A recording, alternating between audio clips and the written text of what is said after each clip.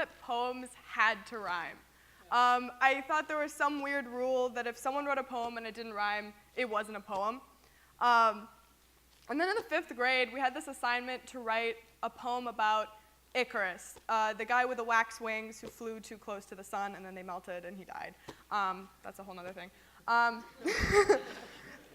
So I wrote a poem that didn't rhyme, and it was life-changing. And I've kind of been writing a lot since then.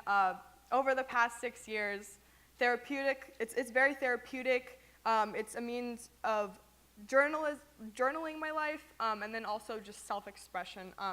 So this is a series of poems written between the ages of, or through the ages of 12 and 18. I'm trying to write a rhyming poem to tell my friends that I can show them. I don't have many words to rhyme, like maybe death, cheer, apple, or lime. 12. My stomach hushes the words I say. My brain has them beautifully memorized, but as soon as they are on my tongue, a stream of alphabet soup vomit stains the ears of others. I cannot breathe them out with fairy cotton candy wisps. I cannot untangle my hair from my shoelaces. 15. When I was younger, and my best friend was blonde, every summer we would open our eyes to the chlorine and play mermaids, as if we weren't in a concrete box, missing its lid after a rainstorm, and we were mermaids until our eyes turned pink, and until the chlorine set the sky on fire. 13. A haiku about where I wish I lived. City rushing and the smell of gasoline and bad coffee and smokes. 14. Look at what they love and you'll know them. Look at the songs that engulf their thoughts, the beats that accompany their heart. Look at what they love. Look at the girl they love and lust after. See every eyelash wrinkle and crease on her body. Look at what they love, things they shout loudly about, things they eat, see, and think. Notice the people that engulf their thoughts. Look at what they love, and you'll know them. 16. Her handwriting on his arm, scrawled in fading ink, her name hastily bleeding through his skin, drowned in liquor, smoke, and deceit.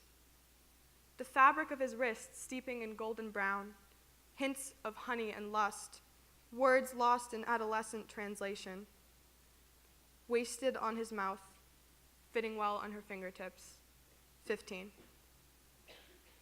A poem in response to, why did the chicken cross the road? She was a joke. Fear filled her up, ran through her veins, and poured from her eyes. It took all of her courage to cross over for him.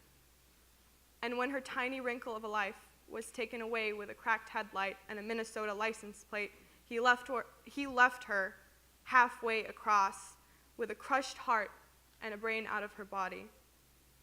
He was not behind the wheel, but he watched and he left, and he did not cry, even though he was the other side of the road.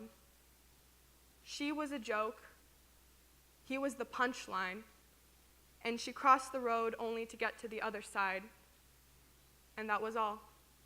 13. You have made a home out of my head, and it appears that you cannot leave. You're an invasive species. Your tendrils grow through my mind, emerald leaves replacing my thoughts, buds along the wrinkles of my cortex. I'm afraid to let them bloom. 18. A love letter to life. I will always love you, you with your magnificence. You spin me back and forth, keep me going when I lack the want.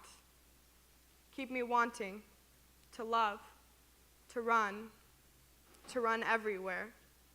16. Thank you to you for listening to these words. There are times where they're all I have, times when my heart and mind are so loud I cannot do anything but write.